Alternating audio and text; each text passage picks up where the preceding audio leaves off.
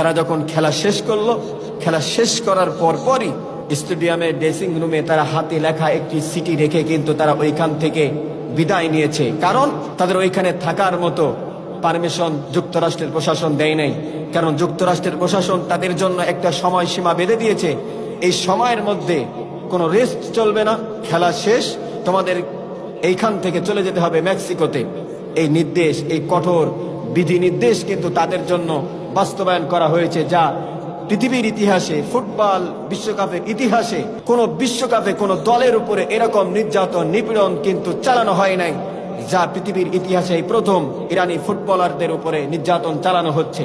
তারা যখন ওই চিঠিটা রেখে গেছে, মেহেদি তাহরিমি এবং আলী রেজা, তারা দুইজনে এই চিঠিটা হাতে লিখেছে। হাতে লিখে যখন ওই জায়গা থেকে ড্রেসিং রুম যখন তারা ত্যাগ করেছে, তার কিছুক্ষণ পরেই কিন্তু ইরানি ফুটবল ফেডারেশন এই চিঠিটা কিন্তু তারা প্রকাশ করেছে সোশ্যাল মিডিয়ায়। তারা প্রকাশ করার পরে মানুষের হৃদয়ে রক্তক্ষরণ হয়েছে।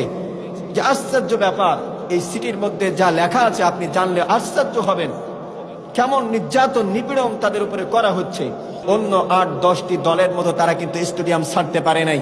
তারা বুকে কষ্ট এবং ব্যথা অনুভূতি, খেলোয়াড়দের বুক ভরা আর্তনাদ, এই আর্তনাদ ব্যথা নিয়ে কিন্তু তারা এই স্টেডিয়াম ছেড়েছে। এবং যেই সিটিটা তারা রেখে গেছে, ওই সিটির মধ্যে 2টা জায়গায় লাল কালি দিয়ে যে লেখাটা লিখেছে, সত্যিই জানলে আপনার চোখে পানি চলে আসবে। এক জায়গায় লিখেছে #168, অর্থাৎ মিনাফ শহরে যে 168 জন শিশুকে তারা নির্মমভাবে মেরে ফেলেছে, তাদের সেই স্মৃতি, তাদের সেই ব্যথা, তাদের সেই কষ্ট অনুভূতিগুলো হাতে লেখা সিটির মধ্যে যুক্তরাষ্ট্রের ওই স্টেডিয়ামে ড্রেসিং রুমে তারা এটা রেখে গেছে, জানান দিয়েছে, প্রতিবাদ জানিয়েছে।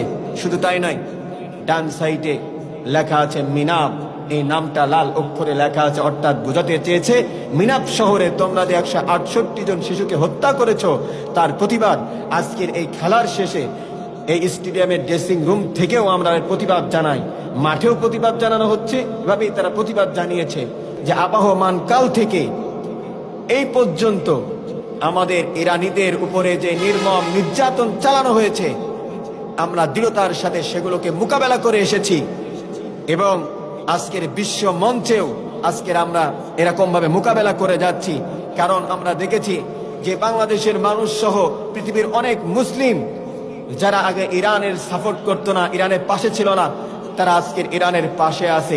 দর্শকরা যেভাবে আমাদেরকে সাপোর্ট দিয়েছে, পতাকা উড়িয়েছে, তিনটা পতাকা উড়িয়ে আমাদের সমর্থন জানিয়েছে, ইরান ইরান বলে স্লোগান দিয়েছে, এ সকল কিছু দেখার পরে কেমন জানি যুক্তরাষ্ট্র, ফিফা আমাদের উপরে নির্মম নির্যাতন আরো দ্বিগুণ বাড়িয়ে দিয়েছে। শুধু তাই নয়, কষ্ট নিয়ে ইরানের কোচ তিনি বলেছেন যে আমাদের উপরে যে নির্মম নির্যাতন চালানো হচ্ছে, ভালো মতো আমাদেরকে এখানে রেস্ট তো দূরের কথা, আমাদেরকে ভালো মতো খেতেও দেওয়া হচ্ছে না।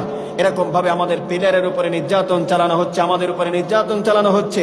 কিন্তু তারপরেও আমরা দৃঢ়তার সাথে এই ফুটবল বিশ্বকাপে সবচাইতে অমানবিক নির্যাতনের শিকার যে দলটি, সেই দলটির নাম হচ্ছে ইরান। আপনারা দেখেছেন বেলজিয়ামের মতো একটি হার্ডি দলের সঙ্গে তারা অসাধারণ খেলা করেছে।